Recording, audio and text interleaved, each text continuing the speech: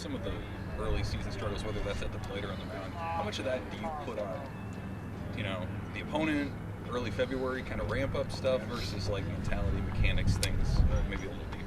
I think it's all encompassing. Honestly, I think you start chasing results a little bit. You get that word press that comes into play. Your opponent has a lot to do with that. I mean, again, you play a team like TCU, they're not going to give you anything for free. I mean, they're not going to walk you. They're not going to make mistakes defensively. Their catchers do a great job of keeping the balls in front of them, so you got to go earn everything you get. And, we just need to be in the mode of just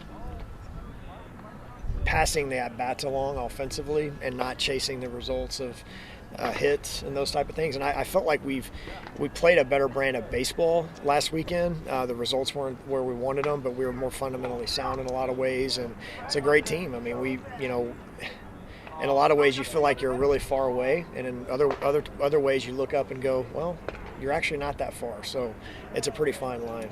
I know in the fall you talked about kind of trying to figure out what this team's personality was going to be and leadership and all that stuff.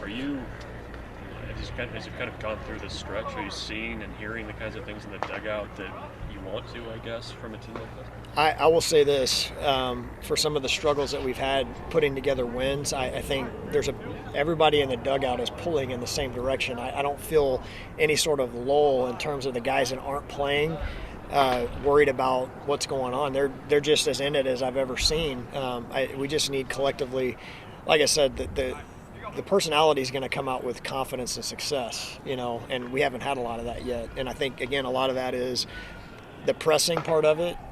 You start chasing results versus just getting lost in the moment of competing. And it's easier to do when you've got a veteran group. It's harder to attain when you've got a bunch of guys that are trying to play together for the first time. So those are the buttons we're going to continue to try to push.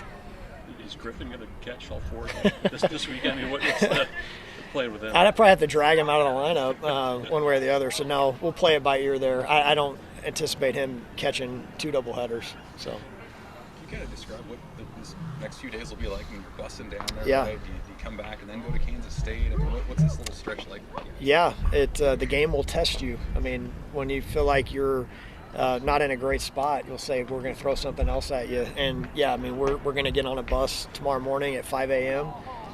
It will be a 12-hour day of travel, and we'll practice tomorrow night and then, play two doubleheaders. So if you start looking maybe too far in advance, it can swallow you whole. And, but again, if a lot of guys have aspirations to play professional baseball, long bus rides are kind of part of the gig. So I'm gonna look at it on a positive. It's a way for our team to bond for an entire day, get to know each other a little better, and prove that we can come out and overcome a little adversity that way.